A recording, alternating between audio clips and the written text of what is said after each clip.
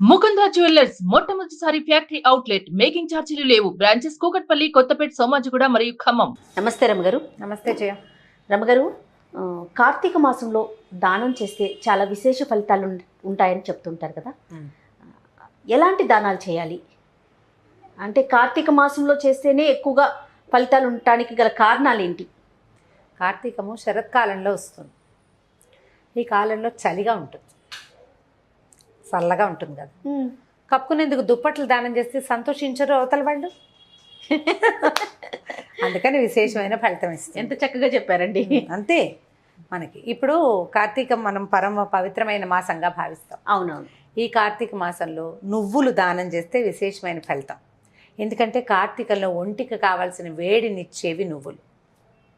అందుకని నువ్వుల దానం చాలా మంచిది. ఉసిరికాయలు దానం చేస్తారు. కార్తీకంలో ఉసిరి చెట్టులో విష్ణువు యొక్క సన్నిధానం ఉంటుందని చెప్తారు. ఉసిరి చెట్టుని కృష్ణుడిగా విష్ణువుగా భావించి వివాహం కూడా చేస్తారు. ధాత్రి తులసి కళ్యాణం, తులసి చెట్టుకిను ఉసిరి చెట్టుకి పెళ్లి చేస్తాం. ఉసిరి చెట్టు కిందే భోజనాలు చేస్తాం, మన భోజనాలు. ఆ చెట్టుకి ఈ రోజుల్లో దాంట్లో జీవం హెచ్చుగా ఉంటుంది, లైఫ్ ఎక్కువ ఉంటుంది. ఎక్కువ సి విటమిన్ ఉండేటువంటి ఉసిరికాయల్ని దానం చేస్తే కూడా చాలా మంచి ఫలితం లభిస్తుంది. ఇప్పుడు పురాణం ప్రకారం అయితే బ్రాహ్మడికి దానం చేయండి, బ్రాహ్మడికి దానం చేయండి అదే చెప్తారు. బ్రాహ్మడికే దానం చేయాలా అని అడిగితే నేను అక్కర్లేదని చెప్తా. పురాణంలో చెప్పబడింది. పురాణం కృతయుగం నాడో, త్రేతాయుగం నాడో, లేకపోతే ద్వాపర యుగం నాడో చెప్పబడ్డాయి, లేదా తొలి కాలంలో చెప్పబడింది. అప్పట్లో బ్రాహ్మణులు ఏం చేసేవాళ్ళు? ఇప్పుడు మనం చెప్పుకునేటట్టుగా పంతుళ్ళు, మీరు రిజర్వేషన్ లేని వ్యవహారాలు అవన్నీ ఆ కాలం నాటివి కాదు. అప్పుడు బ్రాహ్మడు దేశానికి ఉపయోగపడే పని చేసేవాడు. అప్పట్లో దేశానికి ఉపయోగపడే క్రియ ఏంటంటే యజ్ఞయాగాదులు. యజ్ఞం యాగం చేయటం వల్ల ఏమవుతుంది? వర్షాలు విరివిగా పడేవి. దానివల్ల సస్య సంపద, ధాన్య సంపద పెరిగేది. రాజులకి సహాయకారిగా ఉండేవాళ్ళు బ్రాహ్మణులు. అంచేత ఈ గోబ్రాహ్మణ హితం కోసం పనిచేయాలి ప్రతివాడు అని భావించేవాళ్ళు. ఇప్పుడు వాన రాజుగారికి ఒక్కడికే కాదు అవసరం, ప్రపంచం వల్ల అందరికీ అవసరం. అందుకని అందరూ బ్రాహ్మణ్ణి పూజించాలని ఆనాటి నియమం. ఇప్పుడు మీరు గౌరవించండి, పూజించి భావించి అన్నీ వాళ్ళకే ఇచ్చేసి ఏం చెయ్యక్కర్లేదు. ఎవరికైనా దానం చేసుకోవచ్చు. ఇప్పుడు ఈ ఉసిరికాయలు దానం చేయడం, ఇప్పుడు మన ఇంట్లో ఒక పూజ చేసుకున్నాం, మోయనివ్వండి, ఎవరికైనా స్వయం పాకం ఇవ్వండి అంటారు. సాధారణంగా స్వయం పాకం ఎవరికి ఇస్తారు? బ్రాహ్మణులకి. నేను చెప్పకపోయినా, పురాణంలో చెప్పకపోయినా మనం ఏం చేస్తాం? బ్రాహ్మణులకి అన్ని ఇస్తాం. స్వయం పాకం కాసిన బియ్యము, కొంచెం పప్పు, తర్వాత చింతపండు, ఎండుమిరపకాయలు, బెల్లము, ఒక కూర ఏదైనా కొంత దక్షిణతోటి బ్రాహ్మణికి ఇచ్చి దండం పెట్టుకుని తీసుకుంటారు. ఇది పద్ధతి. ఇప్పుడు దాన విధిగా చేయాలంటే, నువ్వులు దానం చేయాలంటే, నేను నువ్వులు ఇస్తా తీసుకుంటే ఎవరు తీసుకోరు, నువ్వులు దానం పడితే అది ఏదోనని భయపడతారు. అందుకని నువ్వులతోటి ఏదైనా పిండి వంటలు చేసి, ఎలాగా మన నువ్వులు చిక్కీలు, నువ్వుల ఉండలు చేయటం, చిమ్మిరి చేయటం, లేకపోతే జీళ్ళు, బెల్లం జీళ్ళు ఉంటాయి, చుట్టూతా నువ్వులు ఉంటాయి కదా, అట్లా వాటిని మనం ఆ నలుగురికి పంచిపెట్టినట్టు కూడా నువ్వులు దానం చేసిన ఫలితమే లభిస్తుంది మనకి. వాళ్ళకి నువ్వు దానం పట్టడం వల్ల వచ్చే చెడు వాళ్ళకేం రాదు. దాన ప్రక్రియగా సమంత్రకంగా చేసే దానంతో కొంచెం ఇబ్బందులు ఉండొచ్చు. అది పుచ్చుకున్నందుకు వాళ్ళు పరిహారంగా ఏదైనా చేసుకోవాలంటారు. మనం ఈ రోజుల్లో ఇతరులకి సహాయం చేయండి. చలి రోజులు, పనులు కొంచెం తక్కువ ఉంటాయి. పాటక జనం, బీదా బిక్కి జనం పనులు చేసుకుని బతికే వాళ్ళకి పనులు కాస్త తగ్గిపోతాయి. వాళ్ళకి తిండి పెట్టండి, అదొక దానం. దుప్పట్లు ఇవ్వండి కప్పుకోవటానికి, పాత బట్టలు, వస్త్రదానం ఇవ్వండి. కొత్త బట్టలు దానం చేస్తే ఫలితమే, పాత బట్టలు దానం చేసినా ఫలితమే. వెచ్చటి బట్టలు, ఉన్ని బట్టలు అలాంటివి దానం చేయటం వల్ల ఏంటంటే ఒకళ్ళు మన వల్ల సంతోషంగా ఉంటారు. పాజిటివ్ ఎనర్జీ చూడు. దాన ప్రక్రియని ఏదో మహాద్భుతమైన ప్రక్రియ, కర్ణుడు వాళ్ళ శిబిదధిచిని జ్ఞాపకం చేసుకుని ఆ రకంగా ఎలాగో చేయాలని అనుకోవద్దు. పురాణం మనకి ఒక పద్ధతి ప్రకారం చెప్తుంది. అందులో నుంచి ఈ రోజుకి మనకి అవసరమైన విషయాన్ని తీసుకోవాలి, మన అవకాశాన్ని బట్టి తీసుకోవాలి. ఇప్పుడు నదీ స్నానం చేయాలి కార్తీకంలో. ఏ నదికి వెళ్తావు రోజు నువ్వు? ఈ ఊళ్ళో నుంచి వెళ్ళలేకపోతామే. అప్పుడు ఏం చేస్తాం మనం? గంగను దలుచుకుంటూ, గంగే చేమినే చేవ గోదావరి సరస్వతి నర్మదే సింధు కావేరి జలేస్మిన్ సన్నిధిం కురు అని ఈ నీటి యందు ఈ మొత్తం నదీ జలాలన్నీ ఉన్నట్టుగా భావించి హరగంగే అని గంగానదిని తలుచుకుని స్నానం చేస్తే సూక్ష్మంలో మోక్షం, ఆ నీళ్లలో గంగానది ప్రవేశం ఉంటుంది. నీళ్ల యందు ఈ రోజుల్లో గంగ యొక్క శక్తి ఉంటుంది.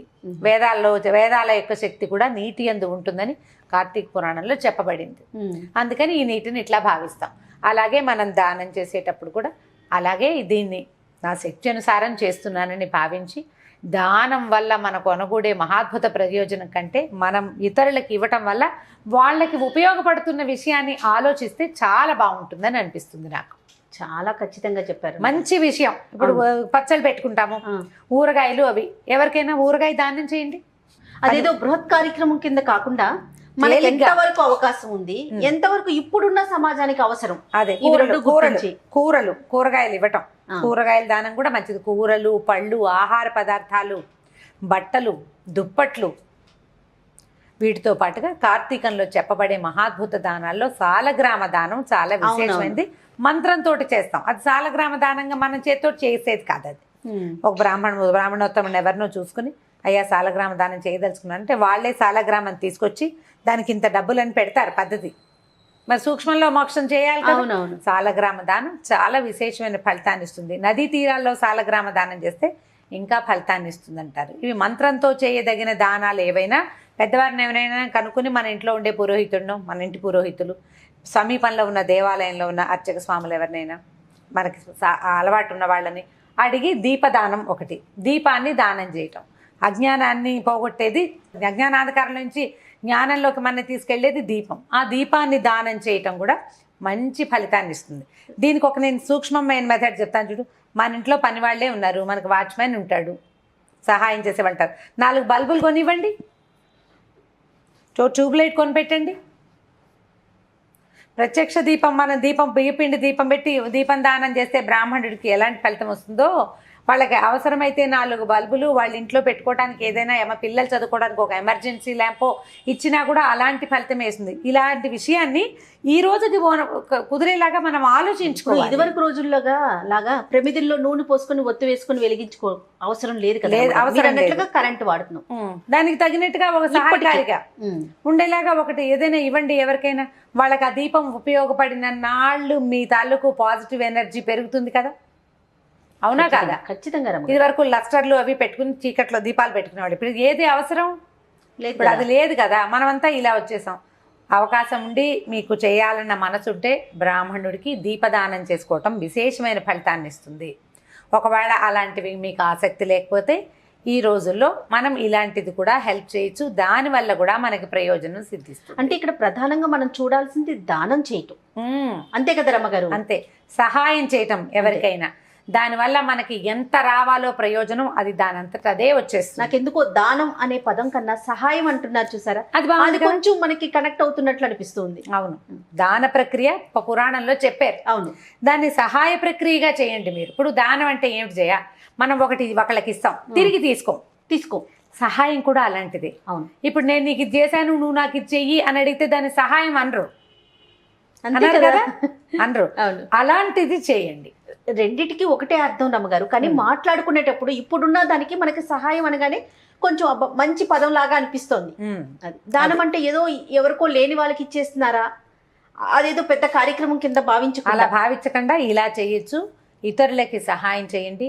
ఫుడ్ ఐటమ్స్ ఎవరికైనా ఇవ్వటము అవన్నీ కూడా మనకి మంచి ప్రయోజనాన్ని ఇస్తాయి. ఈ కాలంలో ఒంటికి వెచ్చదనాన్ని ఇచ్చేటువంటి బట్టలు లాంటివి ఇవ్వటం కూడా మంచి ప్రయోజనాన్ని ఇస్తుంది. దానివల్ల ఏంటంటే ఒకళ్ళు సంతోషంగా ఉంటారు. వాళ్ళ మంచి సమయంలో హాయిగా పడుకుని వాళ్ళు ఇచ్చారు, చక్కగా నేను వాళ్ళు పడుకున్నారని మనని మంచి సమయంలో తలుచుకుంటారు. అది చాలు కదా. అది మనకి పాజిటివ్ ఎనర్జీని ఇస్తుంది. అంతే. తప్పకుండా. నమస్తే. నమస్తే.